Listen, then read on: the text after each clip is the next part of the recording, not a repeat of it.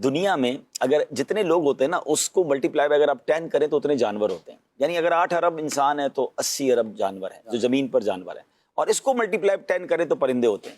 یعنی اس کا مطلب دنیا میں 800 ارب پرندے ہیں.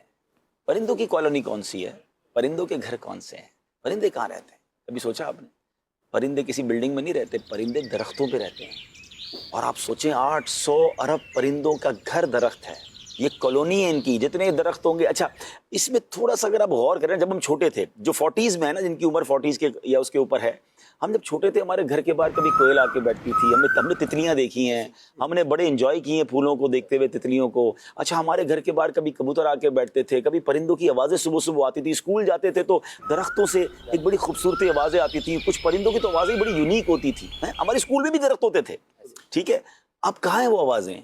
اب کہاں ہیں وہ پرندے؟ اب تو آپ کے بچوں سے تتلیاں, ان کو بٹر فلائی باغ میں جانا پڑتا ہے. تو کوئل کی آواز شادر و نادر. ہاں یعنی اب بچوں کو شاید بٹر فلائی تصویر میں تو دیکھی ہوگی, ہم نے تو اسکول میں اپنی کاپیوں میں, اور چلو جو غلط کیا صحیح کیا, لیکن ہم کاپیوں میں بھی سنبھال کے رکھتے تھے اور تتلیوں کو پکڑتے بڑے شوق سے تھے. شہد کی مکھیاں, یہ سب کہاں گئے؟ یہ غور کرنے والی بات ہے. شہر کراچی والوں سے میں بات کر رہا ہوں, ہو سکتا ہے گاؤں میں ابھی بھی نظر آتی ہوں.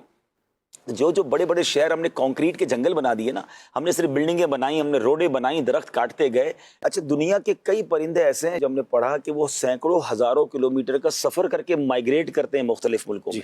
اچھا وہ جا کے رہیں گے کہاں؟ اب جن شہروں میں گھر ہی نہیں ہے پرندوں کے, تو وہ پرندے کیوں آئیں گے ہمارے پاس؟ وہ اللہ کی مخلوق کیوں آئے گی؟ اللہ پاک کی یہ مخلوق ہے, جہاں سایہ دے رہے ہیں, جہاں پھل دے رہے ہیں, جہاں آکسیجن دے رہے ہیں, وہاں پرندوں کو گھر بھی درخت دے رہے ہیں. کاغذ لکڑی سے بنتا ہے. تو بہت کچھ ہے, بہت کچھ ہے.